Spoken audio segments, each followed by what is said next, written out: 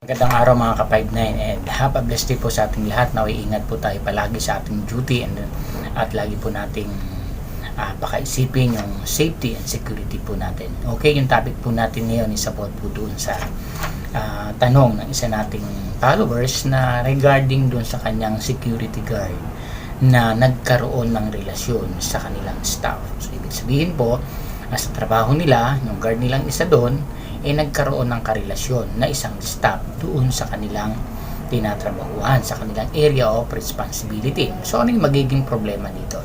Okay, liwanagin po muna natin. So, normal naman po talaga.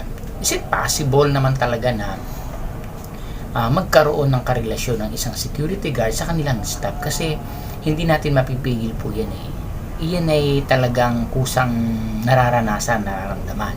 So, bilang tao, given po yan. Pero, yan. So baka sabihin naman lang, sobra naman, ano ba naman yung guard, di na pwedeng magmahal, di ba? Well, tama naman po kaya lang lagi nating tandaan yung ating duties and responsibilities. So magkakaroon po kasi ng problema. So pwede yan, kinakailangan hanggat maaga pa, merong pagtatapat si security guard sa kanyang officer regarding dyan, na hindi na yan ay kumalat pa, magkaroon pa ng maling impression. Siyempre, alam po natin, sabi ka nila, may pakpak ang may taingang lupa, may pakpak ang balita, di ba? Minsan sobra-sobra pa.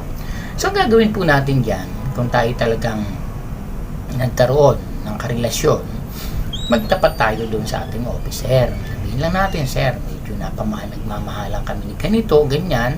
So talagang legit na po kami. Pwede po ako magpa-transfer na ng ibang detachment natin. Sabi ka sa officer, siyempre iintindihin yan Ngayon, kung talaga yun ang decision, which is dapat naman talaga, isa-separate lang po yan.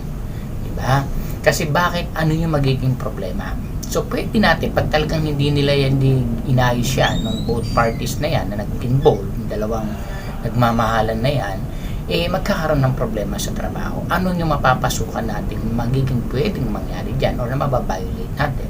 So, yan yung tinatawag na conflict of interest. Papasok po yan dyan. Po natin, medyo po ito, malalim na usapin. So, kailangan maintindihan po natin mga security person, especially the officer, para ano yung gagawa nating report doon sa ginawa ng ating security. Hindi ito para sila sirain. Bigyan natin ng maayos na pag sa kanilang dalawa, pag-assist po ba, nasaan natin sila pwedeng gawin na maging maayos, na hindi natin mako-compromise yung talagang pagmamahal, which is kung totoo naman at tama naman. Normal po yan. So gagawin lang natin mga officer dyan is kausapin natin si security guard kung yan ba'y totoo, hindi ba yan ay hearsay. So pero much better po ikaw na security guard, kung nangyari sa inyo yan, magsabi na po kayo ng totoo sa officer ninyo na, sir, ganito po, bakit po ako naglilipat na lang, ayoko di po. Yun yung nagsasabi ka talaga ng tama.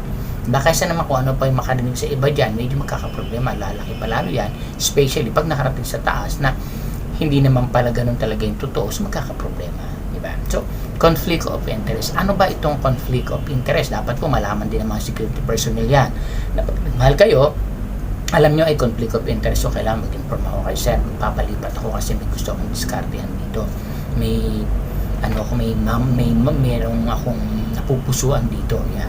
So walang problema, given po yan. Normal sa tao yan. Hindi yan kasalanan ng security. Kaya lang, magiging problema yan kapag itinago, pinabayaan. Diba? So yun magiging problema. At wala namang sabit boat po Baka mamaya si kabila may partner, tapos may isa meron din. Lumalaking problema po yan. Kaya sabihin mong totoong nagmamahalan, pero mali naman kasi meron na kayong mga pananagutan. Hindi pwede. Sabihin nyo, libre po kayong dalawa. Okay, ano po ba ang conflict of interest? Kasi diyan po papasok yan. So sabi po sa conflict of interest, ito yung a situation in which a person is in a position to derive personal benefit from actions or decisions made in their official capacity. Ulitin po natin at papaliwanag po natin. Sabi po, conflict of interest, a situation in which a person is in a position to derive personal benefit from actions or decisions made in their official capacity. Sabihin, kung ikaw, lalo security, you are in a position na para implement yung mga rules and policies, syempre, kapag meron tayong napubusuan dyan, medyo magkakaroon po ng tinatawag na special treatment. So, kasi merong 4 types of conflict of interest. Ano po yun? So, 4 po ito, bali yung 2 lang ang bibigyan natin ng pansin kasi medyo malalim na po yung iba. Okay, una po is romantic or relational conflict of interest. Diba? Number 1 po yun, no? Romantic or relational conflict of interest. Pangalawa po is financial conflict of interest. Number 3 is competitive conflict of interest. And number 4 is confidential conflict of interest. So, dun po tayo sa 2 lang, yung number 1 and number 4.